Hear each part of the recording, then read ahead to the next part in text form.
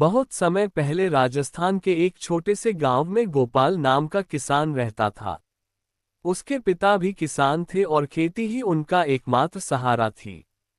गोपाल मेहनती था, पर किस्मत हमेशा उसका साथ नहीं देती थी। कभी सूखा पड़ जाता, कभी ओलावृष्टि फसल बर्बाद कर देती और कभी अनाज का दाम इतना गिर जाता कि मेहनत का फल हाथ ही नहीं लगता।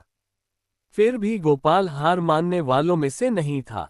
रोज सुबह वह सूरज उगने से पहले खेत पहुंच जाता, मिट्टी को हाथों में लेकर महसूस करता और सोचता, एक दिन ये मिट्टी मुझे जरूर मुस्कुराकर जवाब देगी। एक साल गांव में भीषण सूखा पड़ा। तालाब सूख गए, नहरें रुक गईं और कुएं का पानी भी आधा रह गया। किसानों ने हिम्मत हारकर शहरों की तरफ रुख करना शुरू कर दिया। लेकिन गोपाल गांव छोड़ना नहीं चाहता था। उसकी बूढ़ी माँ, पत्नी सीता और दो छोटे बच्चे सब उसी पर निर्भर थे। सीता बोली, आप शहर चलिए, वहां मजदूरी कर लेंगे। बच्चों का पेट तो भरेगा। गोपाल ने गहरी सांस ली, अगर हम सब डर कर भागेंगे तो ये खेत किसके काम आएंगे। मैं कुछ न कुछ रास्ता जरूर ढूंढूंगा।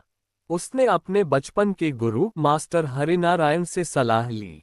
मास्टर जी ने कहा, बेटा, पुराने तरीकों के साथ साथ नए तरीकों को अपनाना भी जरूरी है। पानी कम है तो बूंद बूंद सिंचाई, ड्रिप और खेती में विविधता लाओ। ये बात गोपाल के दिल को छू गई। उसने अपने 2 बैलों को बेचकर कुछ पैसे जुटाए और ड्रिप सिंचाई लगवाई। बाकी पैसों से उसने एक छोटा सा मोटर पंप खरीदा और कुएं के पानी का सही उपयोग शुरू किया। गांव वाले उसका मजाक उड़ाते, इतना खर्चा कर दिया, अगर फसल न हुई तो। लेकिन गोपाल के चेहरे पर भरोसा था।